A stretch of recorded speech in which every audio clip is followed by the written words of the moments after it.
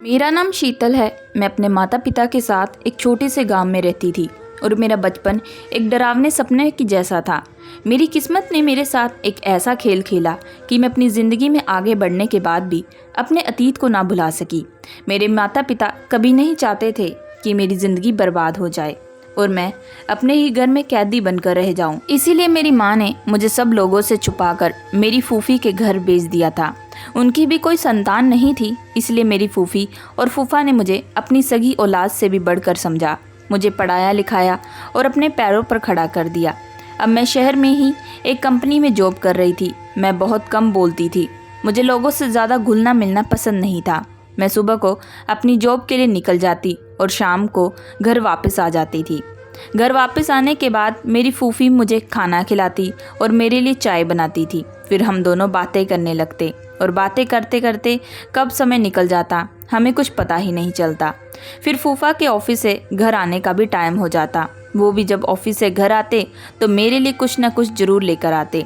लेकिन मुझे जब भी अपने अतीत की याद आती तो मेरे पैरों तले ज़मीन निकल जाती थी। लेकिन फूफा और फूफी की मोहब्बत ने मुझे अपने अतीत को भूलने पर मजबूर कर दिया था। अब मैं अपनी ज़िंदगी में आगे बढ़ने लगी थी। फिर एक दिन हमारी कंपनी में एक नया मैनेजर आया। वो बहुत ज़्यादा हैंडसम और स्मार्ट था। ऑफिस की सारी लड़कियां उसके आगे पीछे घूमती रहती थी, लेकिन वह किसी भी लड़की को नज़र उठाकर भी नहीं देखता था। एक दिन मुझे किसी काम से उस मैनेजर के केबिन में जाना पड़ा। मैंने दरवाज़ा खटखटाया। उन्होंने कहा, कौन है, अंदर आ जाइए प्लीज़। मैं घबरा गई। कहने लगी, सर मेरा नाम शीतल है। आपने मुझे ये फ़ाइल दी थी, लेकिन मुझे इसका पिछला रिकॉर्ड समझ में नहीं आ रहा। आप मेरी हेल्प कर देंगे? उन्होंने कहा, जी जी बिल्कुल, क्यों नहीं, मैं आपको सब कुछ समझा देता हूँ। वो फ़ाइल देखकर मुझे काम समझाने लगे और मैं उनको देखने लगी। मेरी नज़रें उनके ऊपर से हट ही नहीं रही थी। वो सच में बहुत ज़्यादा हैंडसम थे। इतनी देर में उन्होंने चुटकी बजाकर मुझसे कहा, हेलो शीतल, आप किसके ख्याल में गुम हो गई हैं? मैं अचानक उसे अपने ख्यालों से बाहर आई और उनसे कहने लगी, जी जी सर, मुझे सब कुछ समझ में आ गया है। आप फिक्र न करें, मैं सारा काम पूरा कर दूंगी। मेरा तो दिल उस दिन से ही मैनेजर रमेश की मोहब्बत में डूब गया। पर जैसे ही मुझे अपने अतीत की याद आती तो मैं बहुत ज़्यादा डर जाती।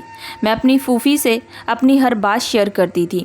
उनके अलावा मेरा कोई और नहीं था, इसलिए वो मेरी सबसे अच्छी दोस्त थी। जब मैंने उन्हें सब कुछ बताया तो वो मुझे समझाने लगी, अब तुम्हारी ज़िंदगी यही है, तुम अपने अतीत को भूल जाओ और अपने जीवन में आगे बढ़ो।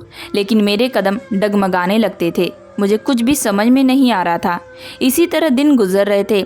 रमेश अब मुझ पर भरोसा करने लगे थे, क्योंकि मैं अपना काम बहुत ईमानदारी से करती थी। वो कंपनी की हर बात मेरे साथ शेयर करने लगे। एक दिन मैं उनके केबिन की तरफ जा रही थी। उन्हें मैं देख कर दंग रह गई।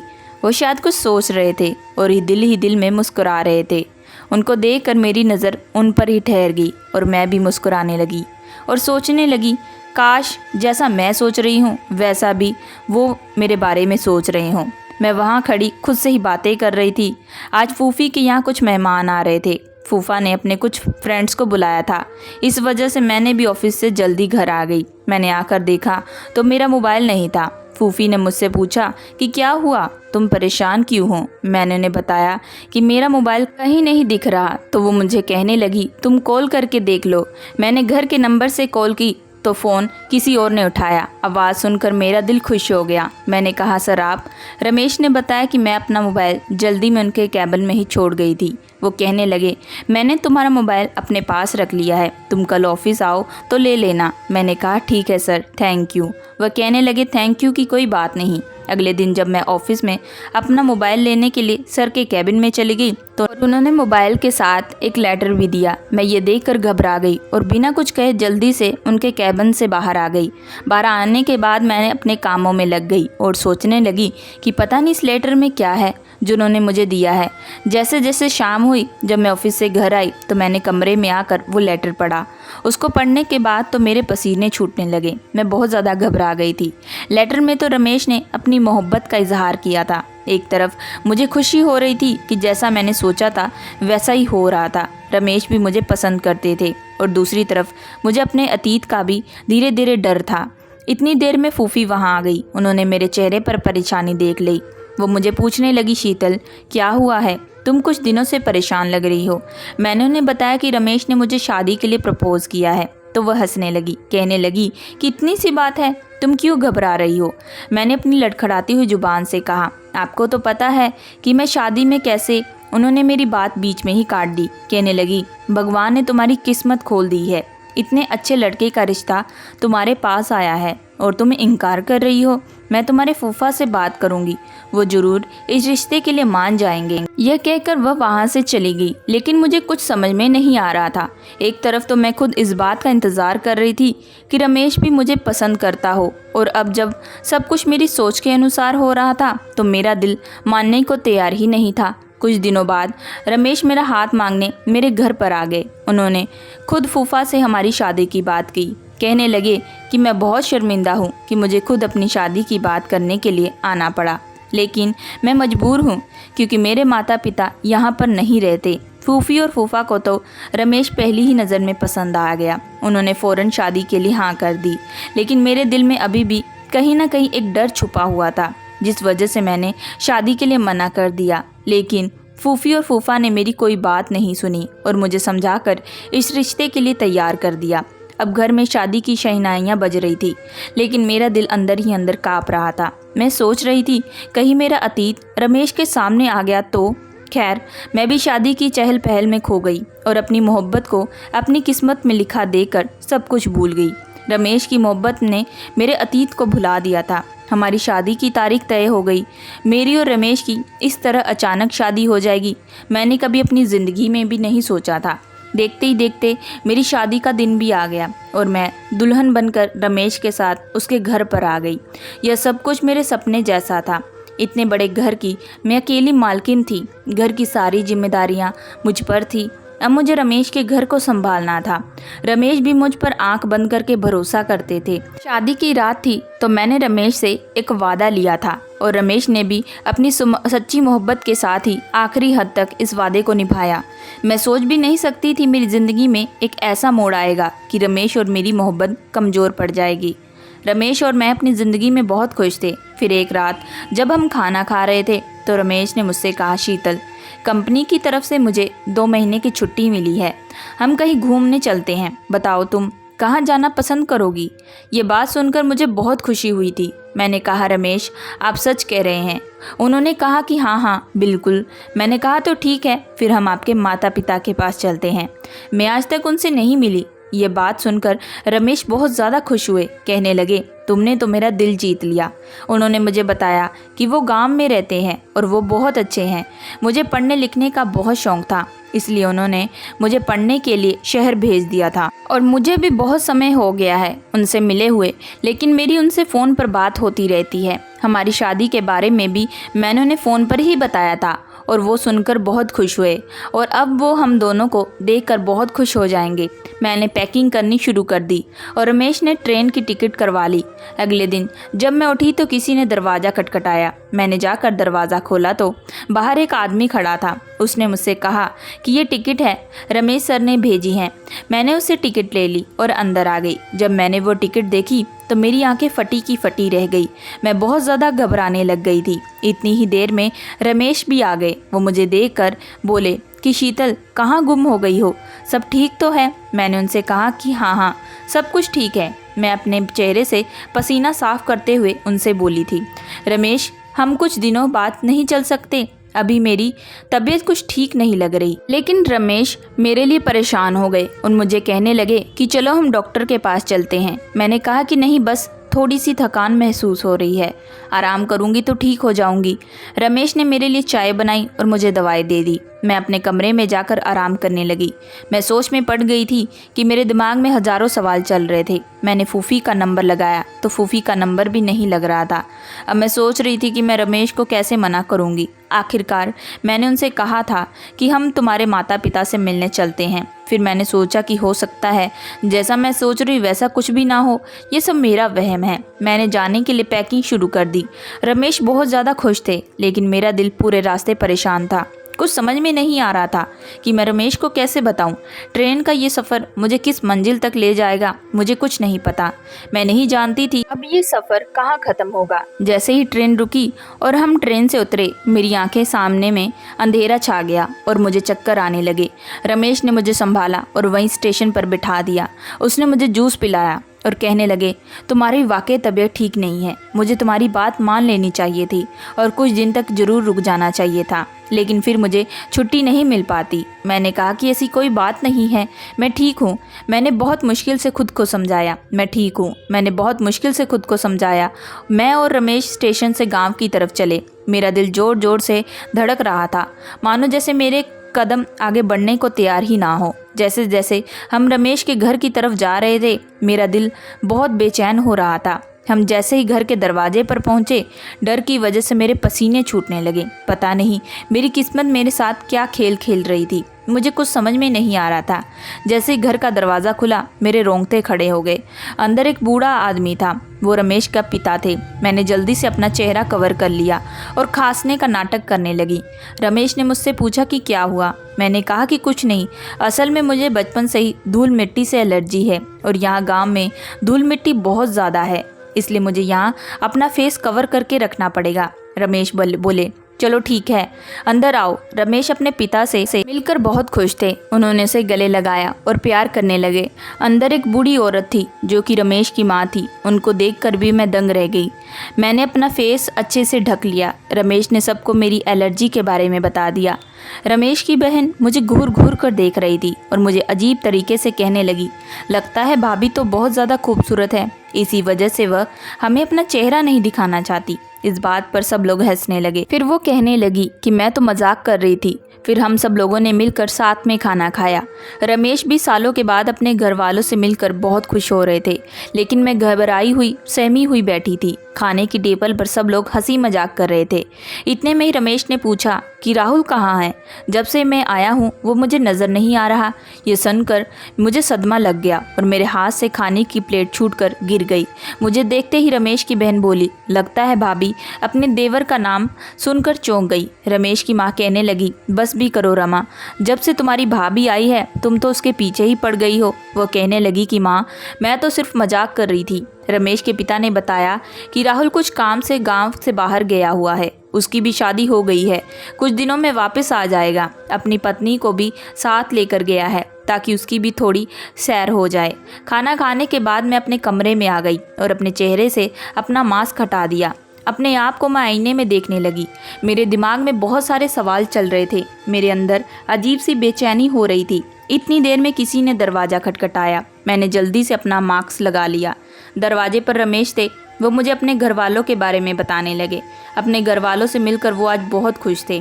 पता नहीं मेरी किस्मत में आगे क्या लिखा था। मैं उनको कुछ भी बता नहीं सकती थी क्योंकि मैं रमेश को खोने से डरती थी। मैं सोच रही थी कि रमेश सब जानने के बाद कहीं मुझे छोड़ ना दे। मैं ज़्यादातर अपने कमरे में ही रहती थी और सबको खास कर दिखाती ताकि कोई मेरा चेहरा देखने की जिद ना करे। राहुल भी आज वापस आने वाला था, यही सोचकर मेरा दिल घबरा रहा था। मैं सदमे में थी। मैं अपने डरावने अतीत के बारे में सोच रही थी। मेरे दिल में उलझन पड़ रही थी। लेकिन जब से मैं इस घर में आई थी, मुझे मेरी ननद का बर्ताव बहुत अजीब लग रहा था। वह हमेशा कहती कि शायद भाभी अपना चेहरा नहीं दिखाना चाहती। पता नहीं वो मुझे इस तरीके की बातें क्यों करती रहती। मैंने उसे कहा कि नहीं नहीं, ऐसी कोई बात नहीं है। कुछ दिन मेरी दवाई का कोर्स कंप्लीट हो जाएगा और मेरी एलर्जी ख़त्म हो जाएगी, फिर मैं अपना फेस कवर करना बंद कर दूंगी। फिलहाल तो मैंने उसे ये बात कहकर टाल दिया था, लेकिन उसकी बात ने मुझे सोचने पर मजबूर कर दिया। मैं सोच रही थी कि उसे मेरी सच्चाई तो पता नहीं चल गई। इतने में रमेश आ गए और मुझसे पूछने लगे, तुम्हारी तबीयत अब कैसी है? मैंने कहा कि अब तो ठीक है, बस कुछ दिन की बात है, फिर एलर्जी ठीक हो जाएगी। वो मुझसे बहुत ज़्यादा मोहब्बत करते थे, इसलिए मेरी हर बात को आंख बंद करके मान लेते थे। फिर एक दिन रमेश मुझसे कहने लगे, राहुल मुझसे शिकायत कर रहा था, कह रहा था कि तुम बहुत अजीब हो, अपनी पत्नी को अपने भाई से अभी तक नहीं मिलवाया। उनकी ये बात सुनकर मैं तो बहुत ज़्यादा डरने लगी थी। मैंने फूफी का नंबर लगाया, लेकिन उनका नंबर लग ही नहीं रहा था और मैं बहुत ज़्यादा परेशान होने लगी। मेरा अतीत यूँ अचानक मेरे सामने आ जाएगा, किस्मत का कौन सा खेल था, मेरी समझ में नहीं आ रहा था। मैं घर वालों से भी छुप कर रह रही थी और राहुल का सामना सोच कर तो मैं भाग जाती थी। मेरा दिल जोर से धड़कने लगता था। तब क्या हो जाएगा नहीं जानती। पता नहीं किस्मत ने क्यों मुझे फिर यहाँ लाकर इस घर में खड़ा कर दिया। और दूसरी तरफ मेरी ननंद सोनम मेरे पीछे ही पड़ गई थी। मुझे अजीबोगरीब सवाल करती रहती। वो मेरी सच्चाई सबके सामने लाना चाहती थी या फिर मेरे बारे में सब कुछ जानती थी या जानबूझकर वो मुझे परेशान करती रहती थी। एक दिन राहुल ने मेरे कमरे का दरवाज़ा खटखटाया। मुझसे कहने लगा कि भाभी मैं अंदर आ जाऊं। मैं एकदम घबरा गई और सोचने लगी कि पता नहीं अब मेरे साथ क्या होने वाला है। मुझे पसीना आने लगा था। मैं जल्दी से पीछे के दरवाजे से बाहर आ गई। मैंने रमेश से फ़ोन करके कह दिया मैं डॉक्टर के पास आई हूँ। आज तो जैसे तैसे मैंने खुद को बचा लिया था। अब मुझे कैसे भी करके इस घर से दूर जाना था। ऐसा लग रहा था जैसे मेरा अतीत मेरे आने वाली ज़िंदगी का हिस्सा बनने वाला है। अब मैं गुमसुम और चुपचाप रहने लगी। मैं रमेश से कहती थी कि प्लीज़ यहाँ से वापस चलें। यहाँ मेरा दम घुटने लगा है। यहाँ मेरी तबीयत ठीक नहीं रहती। यहाँ पर मुझे बहुत ज़्यादा बेचैनी होती है। मेरा दिल नहीं लगता। यहाँ पर मैं बहुत ज़्यादा परेशान थी। रमेश यह देखकर घबरा गए। सालों के बाद कैसे मैं अपने होश खो बैठी थी। मैं बहुत मुश्किल से अपने आप को संभाल रही थी। एक दिन अचानक ही मेरे सामने राहुल आ गया। वो मुझे देखते ही घूरने लगा, लेकिन मैंने अपना फेस कवर किया हुआ था। कुछ देर तक तो वो मुझे ऐसे ही देखता रहा। फिर उसने मेरी तबीयत का पूछा। मैंने बस हाँ में सिर हिला दिया तो वो वहाँ से बिना कुछ कहे चला गया। मैंने जल्दी से अपना सामान पैक किया और रमेश को बिना कुछ बताए वहाँ से जाने लगी। जैसे ही मैं दरवाजे पर पहुँची तो मेरी ननंद ने मेरा हाथ पकड़कर मुझे घर के अंदर ले लिया। मैं नज़रें और सिर झुकाए खड़ी थी। घर के बाकी लोग भी वहीं पर थे। ऐसा लग रहा था कि मैं एक मुजरिम हूँ। सोनम कहने लगी मेरे दोनों भाइयों की एक ही दुल्हन, इसकी क्या वजह थी? ये जानकर आपके होश उड़ जाएंगे। उसकी बात सुनकर मैं चीख पड़ी और कहने लगी कि नहीं, ऐसा कुछ नहीं है, ये झूठ बोल रही है। रमेश ने मेरे मुंह पर थप्पड़ मारा। मैं रोने लगी थी। मैं किस्मत के हाथों मजबूर थी क्योंकि अब मेरा सच सबके सामने आने वाला था। रमेश ने कहा ये क्या कह रही है? आखिर सच क्या है? इसके बाद क्या मतलब है? मैं सिसकियों के साथ रोने लगी और मैंने अपने चेहरे से मास्क हटा दिया। मैं राहुल की तरफ देखने लगी। मैं सोच रही थी कि राहुल मेरी सफाई में सब कुछ बता देगा, लेकिन उसकी झुकी हुई नज़र देखकर मैं समझ गई थी, क्योंकि उसका झुका हुआ सर और झुकी हुई नज़रें इस बात को बयान कर रही थी कि मेरा ही कसूर है। मैंने रमेश से कहा कि मैं इन सबकी अकेली जिम्मेदार नहीं हूँ। ये लोग भी मेरे अतीत में जो कुछ हुआ उसके जिम्मेदार हैं। वो कहने लगा कि तुम्हारा क्या मतलब है? ये सब क्या कह रही हो? आखिर ये सब कुछ क्या चल रहा है? कोई मुझे सच बताएगा? वो एकदम से गुस्से में चीख पड़ा। मैं जोर जोर से रोने लगी और सबके आगे हाथ जोड़कर कहने लगी कि प्लीज़ आप मेरी शादी को बचा लो। मेरी गलती सिर्फ इतनी सी है कि मैंने अपने अतीत को भूलकर आगे की ज़िंदगी में कदम रखा है और रमेश से शादी कर ली। मुझे रोता बिलखता हुआ देखकर मेरी सास को मेरे ऊपर तरस आ गया। वो मेरे पास आई और मुझे गले लगाकर दिलासा देने लगी और रमेश को मेरी सास सारा सच बताने लगी। कहने लगी कि ये लड़की सच कह रही है। सालों पहले जब हमने तुम्हें शहर भेज दिया था तो इस गांव में एक अजीब सी दस्तूर था। माता पिता अपने बच्चों के बचपन में ही शादियां कर देते। खास करके लड़कियों के माता पिता अपने सर के बोझ को कम करने के लिए अपनी बेटी की शादी बचपन में ही करा देते। इस लड़की की और राहुल की बचपन में ही शादी करा दी गई थी, लेकिन जब बच्चे जवान होते हैं तो इस बचपन की शादी को मानने से इनकार कर दिया करते हैं। अगर उनके माता पिता उनसे जोर ज़बरदस्ती करते हैं तो वो तंग आकर घर छोड़कर चले जाते हैं या फिर अपनी पत्नी को तलाक दे देते हैं। वो बताने लगी कि इस तरह राहुल और शीतल के साथ किस्मत ने यही खेल खेला। इनका भी बचपन बर्बाद हो गया, लेकिन राहुल ने घर से भागकर अपनी पसंद की लड़की से शादी कर ली और ये बेचारी किस्मत की मारी राहुल का इंतज़ार करती रही। गांव वालों ने इसको ताने दे देकर इसका जीना हराम करके रख दिया। यहाँ तक कि इसके खुद के घर वालों ने और रिश्तेदारों ने भी इसका साथ छोड़ दिया और ये हमारे घर आ गई, लेकिन हमने यहाँ भी इसको चैन से जीने ना दिया। और कुछ दिन बाद राहुल ने भी इसको भुला दिया और कहने लगा कि मेरा इससे कोई रिश्ता नहीं है और हमने इस लड़की को यहाँ से धक्के मार कर निकाल दिया। ये बेचारी दर दर की ठोकरें खाती रही। फिर मैंने रमेश को आगे का सच बता दिया। इसके बाद मेरी माँ ने मुझे फूफी के पास शहर भेज दिया और मुझे अपनी किस्मत दी कि मैं अपने अतीत को भूलकर अपनी ज़िंदगी में आगे बढ़ जाऊं और कभी भी सच को किसी के सामने ना बताऊं। रमेश कहने लगा कि इतना बड़ा सच तुमने मुझसे छुपाया। ये सब लोग तुम्हारे गुनहगार हैं, लेकिन तुम मेरे गुनहगार हो। मैंने तुमसे सच्ची मोहब्बत की और तुमने मुझे कुछ भी बताना ज़रूरी नहीं समझा।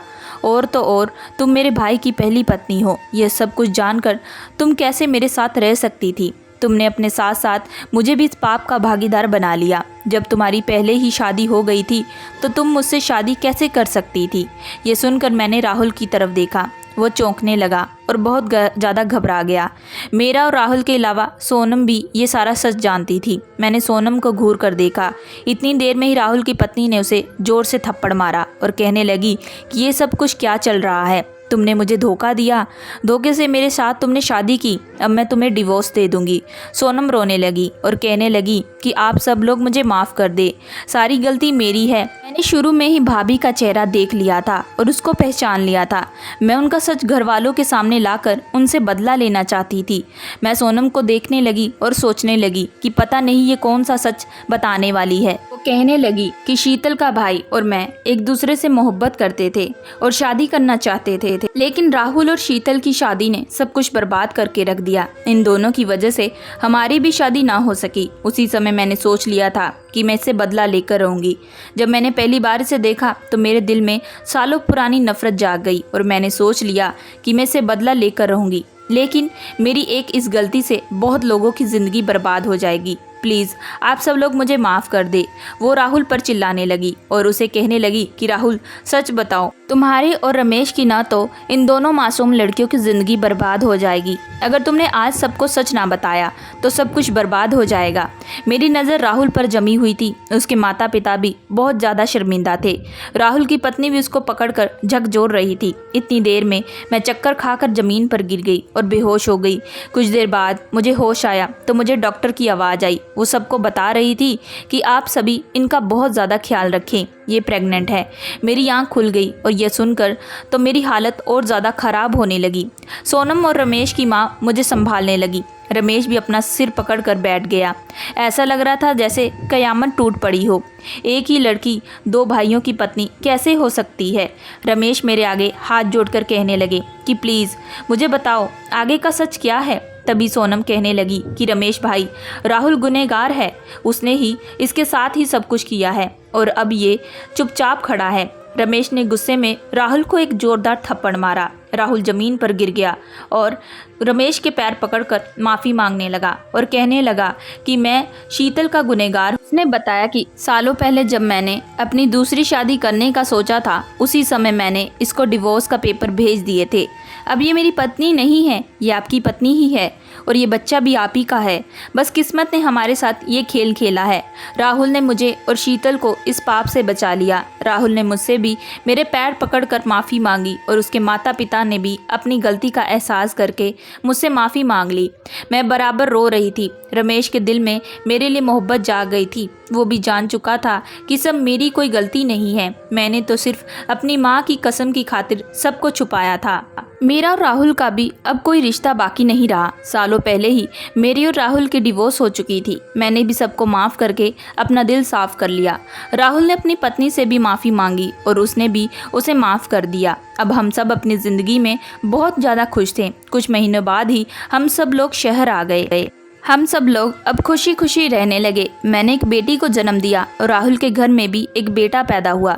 रमेश के माता पिता को अपनी गलतियों का बहुत ज़्यादा एहसास था, इसलिए उन्होंने सोचा कि वो अपने पोता पोती को पढ़ा लिखा कर गांव के रीति रिवाज से दूर ही रखेंगे और हो सकेगा तो गांव के इस रीति रिवाज को ख़त्म भी कर देंगे ताकि आने वाले बच्चों की ज़िंदगियाँ बर्बाद ना हो सके।